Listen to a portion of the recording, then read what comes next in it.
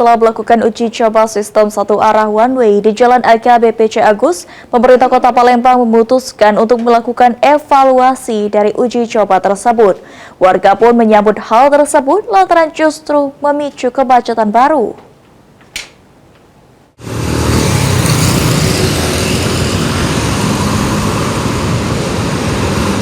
Pasca uji coba sistem satu arah di Jalan AKBP Agus yang dimulai dari Simpang Pakri menuju Simpang Patal dihentikan, terlihat situasi arus lalu lintas di jalan tersebut kembali lancar. Tidak ada kepadatan lalu lintas seperti saat uji coba dilakukan.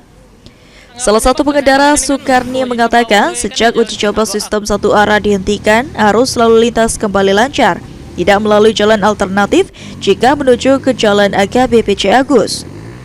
Sukarni pun menyetujui jika sistem satu arah tidak dilanjutkan lantaran justru memicu kemacetan bukan mengurai kemacetan. Kalau one way kemarin macet gitu, semenjak dibebas lagi balik semula lancar. Jadi kalau nak ke Kuto tuh tak ada lagi nak muter ke street lagi, tak perlu muter ke Projo, langsung baik. Artinya kita setuju Pak ya, menuntut one way ini tidak usah diterapkan di situ Pak? Terus usah diterapkan. Bingung Pak ya?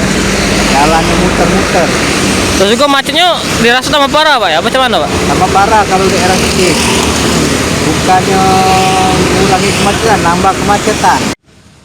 Pengendara lainnya, Oji, pun mengaku lebih setuju jika sistem satu arah tidak dilanjutkan lagi. Uji coba tersebut tidak efektif dan memicu kemacetan. Menurutnya, salah satu cara untuk mengurai kemacetan dengan melakukan pelebaran ruas jalan sehingga kepadatan lalu lintas terurai.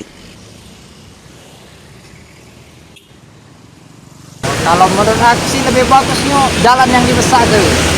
Lebih bagus kan kalau jalan yang dibesar ke, otomatis kan jalan lalu lintas jadi lancar. Itu baik. Karena memang di jalannya sudah padat Pak ya? Ya, jalannya sudah padat. Jadi kalau dilakukan ke Satu arah? kasihan lah mamang-mamang Gojek ini susah nyemput penumpang. Artinya untuk kita lebih minta dibesar ke jalan kepada one way. Di pelebaran deh jalannya. Dengan dihentikannya uji coba ini, arus kendaraan di kawasan tersebut kini kembali normal. Ilham Wahyudi, PAL TV.